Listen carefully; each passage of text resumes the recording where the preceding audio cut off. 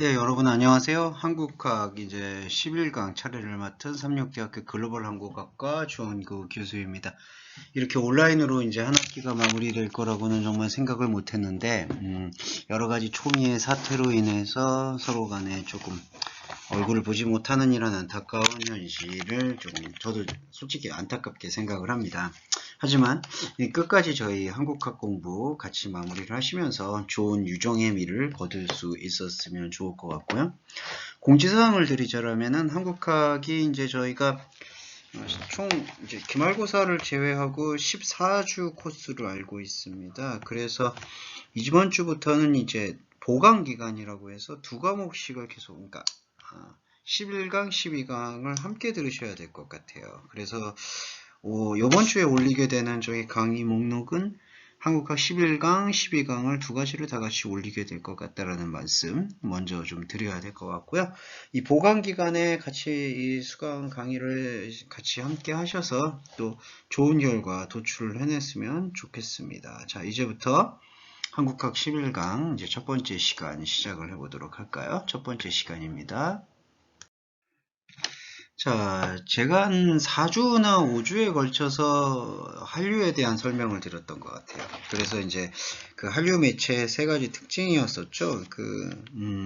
한국의 영화, 한국의 드라마, 그리고 한국의 K-pop 이렇게 이제 설명을 좀 드렸었는데, 자, 이제 이러한 설명과 함께 한국학이 갖고 있는 이제 마지막 흐름에 대해서 설명을 드릴까 하는데, 우리가 한국학을 여러분 지금 배우고 계시잖아요. 그럴 때 이제 한국학이라는 게 이제 어떤 정의를 갖고 있는가. 그러니까 한국학이라는 게 뭘까? 우리가 지금 이 한 학기 동안 무엇을 배운 걸까? 이런 부분들을 이제 총 정리하는 시간을 좀 가져볼까 해요. 지난 시간까지, 그리고 이 한국학 처음에 여러분과 함께 했을 때에는 한국학의 어떤 그 전통, 그 트레디셔널 부분에 대해서 함께 살펴를 봤었죠. 그러면서 그 전통에 대한 의미를 서로 간에 사용하고 도출해내는 그러한 과정들을 함께 저희가 교감했다라고 저는 생각이 듭니다. 그런 맥락에서 한국학을 조금 정의 내려볼 수 있을 것 같은데, 이제 지금 시간에서는 여러분과 제가 함께 할 수 있는 그 양상이 이렇게 정의를 내려볼 수 있을 것 같아요. 옛날 것에 대한 한국학에 대한 공부를 했고, 두 번째로 섹션으로는 한류의 흐름에 대해서 함께 나누어 봤다면은, 이제 세 번째 섹션의 흐름에서는 한국학에 대한 정의, 전반적인 내용 파악, 그리고 앞으로 나아갈 전망과 과제, 이런 부분으로 한국학을 이제 정리해보는 시간을 가질까 합니다. 그래서 여러분, 이번 이제 시간 11강부터 14강까지는 그렇게 총괄적인 정리의 시간이라고 생각을 해주시면 좋을 것 같고요. 그런 맥락으로 함께 참여를 해주시면 저는 의미가 있다라고 생각이 드네요. 자, 먼저 이제 한국학의 정의에 대해서 조금 제가 살펴보고 말씀드릴까 합니다. 한국학에 대해서는 사실은 학문적으로 명확히 어떤 그 theology에 대한 체계가 정립되어 있지는 않은 실정이 있어요. 그러니까 한국학이다라고 했을 때는 뭐 한국을 공부하는 학문인가라는 어떤 그런 구상도 생길 수가 있겠고, 반대로 그럼 한국이라는 나라를 배우는 건가? 뭐 그런 입장도 있을 수가 있습니다. 근데 또 반대로 그 글로벌레이션은 어떤 글로벌 환경에서 한국이라는 어떤 브랜드 가치가 갖고 있는 의미가 뭔가, 뭐 그런 것들을 총괄적으로 살펴보는 학문인가? 그런 질문도 있을 수가 있어요. 그래서 한국학에 대한 정의는 실제적으로 명확하게 정립되어 있지 않은 실정으로 볼 수 있습니다. 역사적인 뿌리를 좀 살펴본다면 한국학의 발상이죠. 그러니까 한국학이라는 게 언제부터 조금은 이런 학문이 있습니다라고 소개되어지는 지점이 있었을까? 그런 내용은 저기 그 독립신문이라고 한국의 아주 오래된 신문이죠. 지금 보시면 여러분 1896년 기억나세요? 가늠하세요? 1896년이다. 지금 우리가 살고 있는 게 몇 년이죠? 2020년이죠. 그런데 1896년이면 이게 몇 년일까요? 한 130년, 124년 전인 것 같아요. 124년 전에 한국의 신문 중에 이제 독립신문이라고 있습니다. Independent Paper, 독립신문. 1896년 5월 30일 논설 여러분 아시죠? 칼럼이죠. 그러니까 독립신문 1896년 5월 30일 논설에 이렇게 써 있어요. 조선 사람들이 자기 나라 일부터 먼저 알 도리를 하는 것이 마땅한지라. 이게 무슨 뜻이냐, 여러분. 지금 여러분 한국어를 계속 같이 공부하고 있는 입장에서 이렇게 한국학을 같이 병행해서 들으시니까 조금 힘드실 수도 있는데, 네. 조선 사람들이 자기네 나라 일부터 먼저 알 도리를 하는 것이 마땅하다라고 이제 쓰여져 있는 이렇게 되었던 모습. 네.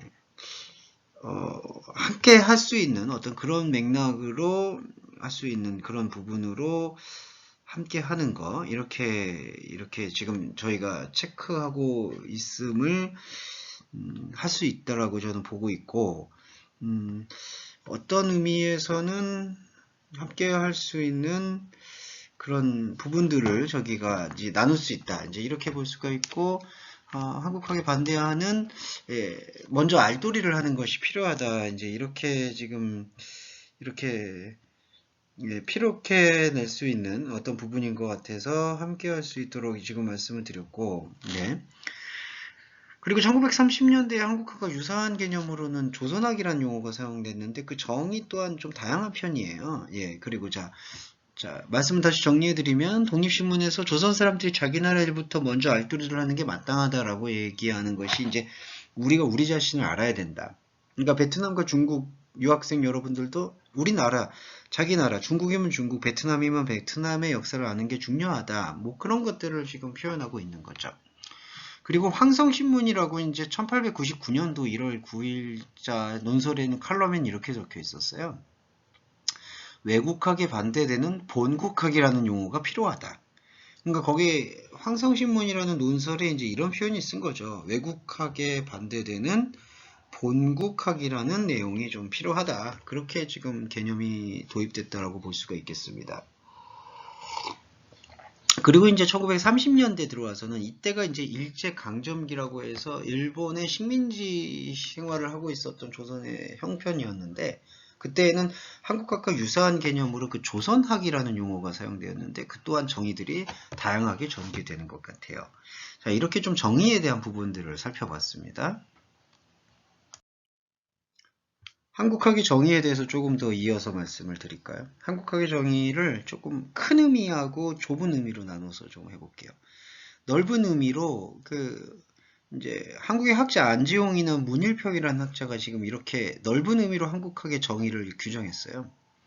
온갖 방면으로 조선을 연구 탐색한다. 이게 조선이라는 게 나라 이름이 옛날에 한국의 이름이에요. 그러니까 여러분 한국의 역사를 지금 들어보신 분 계실 텐데 조선시대라고 해서 우리가 이제 일제강점기, 일제식민지 시대를 거치기 전에 마지막 국가가 조선이라고 표현을 합니다.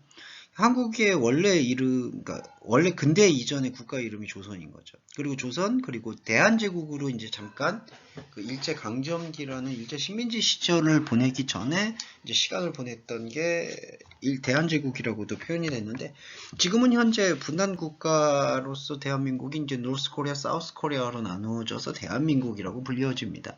그러니까 조선이라는 게 뭐냐면은 그 한국이라는 그 대한민국 곧 한국이라는 그 나라 이름의 뿌리예요, 조선. 그래서 이제 넓은 의미로 온갖 방면으로 조선을 연구 탐색한다라는 표현인데 온갖 방면이 뭘까요, 여러분? 그러니까 모든 수단을 동원해서. 그러니까 여러분 만약에 중국을 연구한다, 중국학이다라고 했을 때에는 어떤 방면으로 연구를 할까요? 중국의 철학, 그러니까 중국의 뭐 공자, 뭐 논어, 뭐 맹자 이런 어떤 유명한 사상가들이 있잖아요. 그런 사상가들의 어떤 입장을 표현하고 그러한 사상가들의 마음을 통해서 그 중국을 이해한다. 이런 게 있잖아요. 그런데 꼭 철학으로만 중국을 이해하는 게 아니죠. 뭐 물리학으로 아니면은 지리학으로 그러니까 중국의 지리에 대해서 탐구를 하고 베트남도 마찬가지입니다. 베트남을 역사를 통해서 베트남을 연구하기도 하고 사상을 통해서 베트남을 연구하기도 하고 정치 체제를 통해서 베트남을 연구하기도 하고 아니면 베트남의 어떤 음식과 먹을거리를 통해서 베트남을 연구하기도 하죠. 그와 마찬가지예요. 한국학 역시 모든 방면으로 뭐 음식, 의복, 역사, 전통 아니면 저희가 계속해서 나누었던 그 한류 컨텐츠를 통해서 온갖 방면으로 조선을 연구 탐색하는 행위를 한국학의 정의에 이렇게 포함시킵니다. 그리고 좁은 의미로는 이렇게 규정해요. 문일평학자가 넓은 의미와 좁은 의미를 이렇게 구별했네요. 조선만의 고유한 것. 그러니까 조선이 지금 한국이라는 나라 이름이 원래 전신이잖아요. 이거죠. 다른 나라에서는 볼 수 없지만 조선에서만 볼 수 있는 것. 이건 중국학이나 베트남학에서도 그렇게 정의 내려볼 수 있어요. 좁은 의미의 그 국가학이라는 것은 그 나라만이 갖고 있는 거를 연구하는 학문이다라고 정의 내려볼 수가 있는 거죠. 조선의 고유한 것, 조선 문화의 특색, 조선의 독자적 전통을 천명하여 학문적으로 그것을 체계화하자는 것이 그 의미라고 볼 수가 있을 것 같아요. 그러니까 그 조선의 독자적 전통이라고 했을 때 조선이 이제 한국이라는 나라의 전 이름이고 조선의 독자적 전통을 천명해서 학문적으로 그걸 체계화한다. 한국학이라는 게 이제 그러니까 한 나라만이 갖고 있는 고유한 문화나 특성이나 트래디셔널 부분들을 학문적으로 그거를 체계화시키는 방법. 이제 그걸 한국학의 정의라고 얘기할 수가 있을 것 같아요. 따라서 오늘날의 한국학과 조선학이 반드시 같다고 할 수도 없어도요. 그러니까 이제 한국이란 이름이나 한국이란 이름의 전신이 되는 조선이란 이름이 반드시 동일하다고 할 수는 없어도 그렇다고 서로 다르게 구별되는 게 아니니까 한국에서 한국학이라고 쓰였던 것의 정의는 그렇게 한번 규정해 볼 수 있지 않겠느냐라고 얘기를 하고요. 오늘날에는 어떻게 발전됐을까요? 한국학이 이렇게 정의를 내려보고 있습니다. 기억해 주세요. 한국에 관한 모든 사상을 연구 대상으로 하여 한국의 성격을 밝혀내는 학문이다. 그러니까 성격이라는 게 여러분 어떤 느낌이죠? 특징이라는 거예요. 그러니까 그 나라가 갖고 있는 문화적이고 고유한 그 특징. 그게 이제 한국학이에요. 한국의 성격을 밝혀내는 학문 해서 한국학의 특징이라고 규정을 해볼 수가 있겠죠. 한국에 관한 모든 사상을 연구 대상으로 하여 한국의 성격을 밝혀내는 학문, 이렇게 정의를 내려볼 수가 있겠어요. 한국학의 정의를 계속해서 이어나가서 설명을 좀 드려볼까 하는데요. 한국학의 정의가 이제 한국에 관한 사상을 대상으로 하는 학문이라고 이제 딱 할 때는 그 비한국적이거나 한국 외적인 것과의 그 대립 개념으로 이해하는 경우가 있어요. 근데 이제 그런 게 올바른 태도가 아니라고 볼 수 있죠. 왜냐하면, 봐서 볼게요.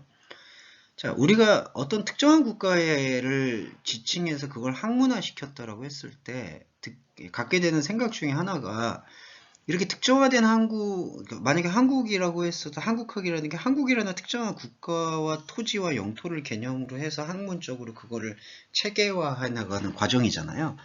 그렇게 체계화해 나갔던 과정으로서의 그 한국학을 다른 문화권이나 다른 국가에 비한 어떤 우월적 도구로 사용하게 될 때 그것은 사실은 학문적인 올바른 태도가라고 볼 수가 없죠. 그러니까 여러분 생각해 볼 때 학문이라는 걸 배운다는 목적이 뭘까요? 어떤 다른 문화권이나 다른 사상이나 다른 어떤 철학들을 비하하기 위해서 배우는 학문이 아니잖아요.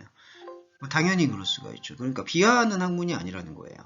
그러니까 한국학을 우리가 공부한다는 게 다른 문화권이나 다른 나라의 것을 비하하고 아니면은 적대시하거나 대립하는 개념으로 배우면서 한국이 우수하다. 한국을 배우는 것이 어떤 우월한 학문을 배우는 거다라고 얘기하는 건 올바른 개념이 아니다라는 거를 좀 말씀드리고 싶어요. 그럼 반대로 얘기할 수 있어요. 그러니까 여러분이 지금 자국민으로서 궁극에서 오신 분도 계시고 일본 혹은 베트남에서 오신 분도 계신데 여러분이 오게 돼서 공부하게 되는 그러한 학문의 목적, 그러한 학문의 흐름, 그런 어떤 흐름들이 솔직히 나름대로는 자국민의 우월감을 배우려고 오는 게 아니잖아요. 그러니까 한국학을 배우신다라고 했을 때에도 한국의 우월감을 배우려고 오는 건 아니라는 거죠. 한국이 뛰어나서 한국을 배운다. 그게 아니죠. 그러니까 여러분이 갖고 있는 국가적 특성과 어떤 것들이 존중이 되면서도 동시에 다른 국가의 특성도 존중하는 마음으로 서로 간의 고유한 차이를 배워나가는 게 사실은 학문을 배워나가는 태도라고 할 수가 있겠죠. 그러니까 한국학을 배운다는 것은 한국의 어떤 고유한 것이 담겨 있는 것을 이해하고 그것을 함께하기 위해서 배워나가는 일종의 여러 가지 총합적인 과정이다. 그렇게 정의를 내려볼 수가 있을 것 같아요. 그리고 한국과 비한국, 그러니까 yes 코리아와 non 코리아의 그 대립적 개념은 한국과 영국에 있어서도 두 가지 국면을 맞이하게 됐어요. 외국인이, 그러니까 이게 foreign, 한국인이 아닌 사람은 지금 여기서는 외국인이라고 표현한 거죠.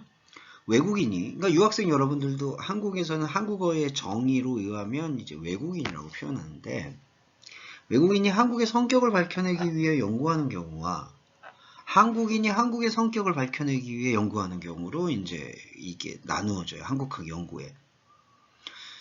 그런데 이제 두 가지 모두가 객관성이 유지된다라면 한국학으로 부족함이 없다라고 지금 간주가 되죠. 그러니까 이 얘기가 무슨 얘기냐? 자, 한국학을 배우는 그 퍼스펙티브의 차이인데, 첫 번째 퍼스펙티브는 외국인이, 그러니까 한국인이 아닌 분이 한국의 성격을 연구하기 위해서 배우는 한국학이 있고, 두 번째 퍼스펙티브는 한국인이, 한국인 자신이 한국에 대한 연구를 하게 되는 관계성. 그게 한국인이 한국의 성격을 밝혀내기 위해 배우게 되는 그 특성을 나타내고 있어요. 근데 이 두 가지 모두가 어떤 배타적이고 대립적인 개념으로 그것을 이해하지만 않으면은 한국학으로서 그것을 배워내는 자세에 있어서는 만족할 만하다, 부족함이 없다, 이렇게 평가를 내려볼 수가 있는 거죠.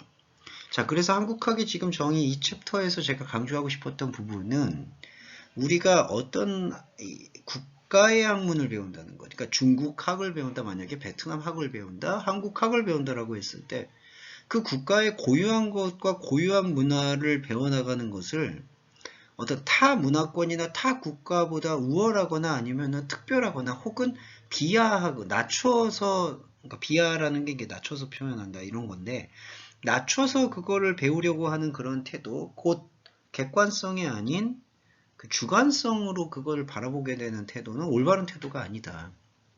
그러니까 연구자의 자세는, 그 퍼스펙티브는 두 가지 경우인데, 그 퍼스펙티브의 두 가지 경우, 외국인이 한국을 배우는 경우와 한국인이 한국을 배우는 경우, 두 가지 특성 모두 서브젝트, 곧 객관성을 확보하는데 집중해야 된다. 이제 이런 것들이 조금 강조되는 부분이라고 생각이 들어요. 자, 이게 이제 한국학에 대한 정의라고, 정의에서 조금 놓치지 말아야 돼, 간과하지 말아야 될 특성이라고 생각이 들어서 설명을 좀 드렸습니다. 이어서 계속 얘기를 좀 해볼까 하는데요. 외국인이 보는 한국인에 대한 연구 태도와 한국인이 한국 자국민에 대해서 연구하는 연구 태도와는 차이와 공통점이 존재한다고 할 수 있습니다. 그 모두가 사실은 서브젝트, 객관성을 유지한다라면 되게 유효한 도구로 사용할 수 있다라고 볼 수 있는데, 외국인이 보는, 그러니까 유학생 여러분이죠. 여러분이 보는 한국화는 제3자 관점에서 한국을 바라본다라는 점에서 객관적 입장이 장점일 수가 있어요. 자, 그런 거죠. 그러니까 여러분이 한국을 바라볼 때 한국인은 아무래도 자기 나라잖아요. 우리나라잖아요. 자기 나라. 그러니까 객관성을 잃어버릴 수가 있죠. 그러니까 우리는 우리 안에서 장점만 보고자 하는 그 어떤 생각이 있으니까 우리 한국인이 뭐가 잘못됐고 어떤 것들이 잘못됐는가, 그런 것들을 좀 놓치게 되는 경향이 있어요. 그리고 반대 개념도 있어요. 우리나라가 나는 제일 못 사는 것 같아, 제일 형편없는 것 같아 라는 어떤 자기 비하적 추동력도 생길 수가 있어요. 그러니까 그것도 주관성인 거죠. 그러니까 지나치게 낙관하는 것도 주관성인데 지나치게 비관하는 것도 주관성이라는 거예요. 그런데 유학을 오게 된 분들, 여러분들처럼 외국인이 한국을 바라볼 때에는 그러한 주관성들, 지나친 자기 낙관, 지나친 자기 비하, 그 두 가지 요소를 모두 배제한 채 읽고 느끼고 공유할 수가 있기 때문에 외국인이 보는 한국학에선 제3자적 객관적 임적이 장점일 수가 있다라고 볼 수가 있겠어요. 근데 이제 이게 왜곡되면 어떻게 되냐면, 과거에 한국학, 그러니까 한국이라는 고유의 트래디셔널함을 연구하는 그 자체의 목적이 있기보다는 학문 외적으로 그것이 수단으로 연구되는 경우가 조금 있는 경우가 많았던 것 같아요. 그러니까 그게 무슨 말이냐? 그러니까 한국을 배운다, 한국을 공부한다라는 게 그냥 객관적인 어떤 입장으로 공부한다기보다는 그냥 자국민의 관점에서 또 한국을 평가하고 판단하는 경우가 생긴다는 거죠. 그러니까 사실 그런 거는 여러분 그 국제관계학에 해당되는 학문적 분야인 거죠. 그게 그러니까 내셔널 릴레이션십에 해당되는 분야인 거지, 그 트래디셔널 테올로지하고는 좀 차이가 있다라는 거예요. 그러니까 이게 한국학 연구 자체가 만약에 국제관계야, 곧 내셔널 리얼리즘식으로 넘어가게 된다라면은 자국민이나 만약에 안타깝지만 만약에 중국이면 중국의 상황 속에서 한국을 제대로 바라보는 개념으로서의 한국학을 공부하는 게 아니라 그 리얼리션십, 곧 관계성 속에서 한국을 이렇게 평가하고 판단하는 데에만 집중한다는 거죠. 그거는 잘못된 거죠. 그건 한국학의 바른 학문적 태도라고는 볼 수가 없다라는 거예요. 그래서 이러한 어떤 학문적 태도가 좀 왜곡된 상태에서 만약에 한국학을 받아들이게 되면 한국학이 그들 나름의 지역학 구성의 일부로 편입되는 경우가 많아요. 이게 지역학 구성의 일부로 편입된다라는 게 그러니까 중국의 관점에서 만약에 본다라고 했을 때 이거를 국제관계, 그 내셔널 리얼리션십으로 보게 되면은 한국의 한국 고유의 트레디셔널 환경이 아니라 서로 연속성을 갖는 환경으로 이렇게 이해하고 거기서부터 학문적 평가를 내린다라는 거죠. 그게 바로 지역학 구성의 일부로 편입되는 좀 경우고 이해 기준 또한 그들의 이질적인 문화 배경 위에서 설정되는 경우가 많다. 이거는 제3자적 입장으로 균형을 가지면 좋겠지만 그러지 못하고 그냥 이질적으로 있는 문화적인 토양 속에서 한국을 자신들이 생각하는 문화적 베이스에서 이해하기를 바라는 거라는 거죠. 그러면 그거는 객관적인 게 아니에요. 제3자적 객관적 입장이 아니라 다른 의미로 사실 소비되는 경우가 많다고 볼 수 있죠. 또 반대로 한국인이 보는 한국학은 자기 목적정이 있을 수 있어요. 그러니까 이거는 서로 내가 이걸 확산시키고 내가 이걸 소개해야겠다라는 생각이 있는 거죠. 그러니까 한국을 내가 외부로 소개를 하겠다.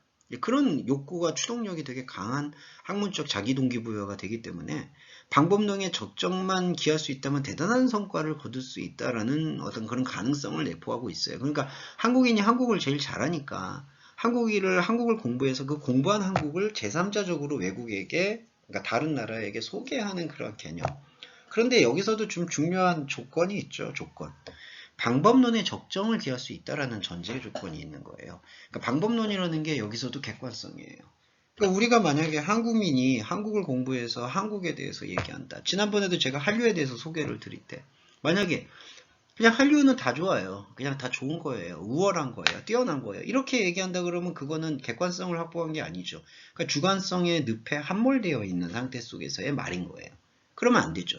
그러니까 방법론의 적정이라는 거는 아무리 한국인이 자기 목적성을 가지고 한국학을 배운다 하더라도 그 방법론에 있어서만큼은 최대한 객관적으로 한국을 아까 외국인이 배운 한국학처럼 제3자적인 입장에서 표현할 수 있어야 된다. 그게 바로 방법론의 옵티컬, 적정성이라고 할 수가 있어요. 그게 담보가 되면은 한국 전반에 대한 이해의 폭을 확장시킬 수가 있기 때문에 자기 비율을 가질 수가 있게 되는 거죠. 한국인이 한국학을 공부할 때의 자기 뷰와 자기 적정성을, 그러니까 셀프 옵티컬함을 유지할 수 있게 되는 그것이 왜 그렇게 중요하냐면은 우리가 한국에 대해서 살아왔고 한국인은 그렇잖아요. 한국에 대해서 살아왔고 한국에 대해서 너무 익숙하게 잘한다라고 생각하고 있기 때문에 객관성을 잃어버리기 쉬운 치명적 결함을 갖고 있어요. 그리고 이런 거는 좀 한번 짚고 넘어갈게요. 일제강점기의 한국학은 정치에 봉사했던 최악의 사례였었어요. 왜냐하면 한국인이 한국인을 공부하지 않고 일본이 식민지 상황 속에서 식민지 국가로서의 한국의 정체성을 설립하려고 노력했기 때문에 그 관점은 사실 왜곡되고 편향될 수밖에 없는 거죠. 그러니까 이게 일본 제국주의에서 주도되었던 조선학이라는 것은 한국 문화의 역사와 정체성을 모두 어떤 편입되고 타 민족에게 봉사될 수밖에 없는 한계성으로 표현을 해왔기 때문에 그게 정치적 주권을 확고히 하는데 봉사했다고 볼 수가 있어요. 그러니까 이런 일제강점시 시대의 조선학은 사실은 정체성, 진정한 어떤 한국학의 아이덴티티를 뿌리내린 그 정체성의 그 의미라고는 보기가 어렵죠. 그래서 민족주의적인 조선학자들이 주창한 조선학이 등장을 했고 그게 이제 한민족의 고유성과 개별성을 강조하는 데 활용되었다라고 우리가 평가를 하고 있습니다. 그러니까 일제강점기 시대의 조선학이라는 게 조금은 본격화가 되었는데 그때는 식민지성을 정당화시키기 위해서 사용되었다라는 조선학이라는 것은 어용이고 반대로 그 식민지성을 타파하고 개혁하는 데 활용되었던 민족주의적 역사학자들이 주장한 조선학이라는 것은 민족의 트래디셔널함과 그리고 서브젝티브, 객관성을 되게 강조했다라고 볼 수가 있죠. 그런 어떤 기량작용들 속에서 한국학은 학문으로서의 자리매김을 해왔다. 이렇게 평가를 해볼 수가 있겠습니다. 자, 첫 번째 시간 이렇게 마쳤고요. 잠시 쉬었다가 두 번째 시간 다시 뵐게요.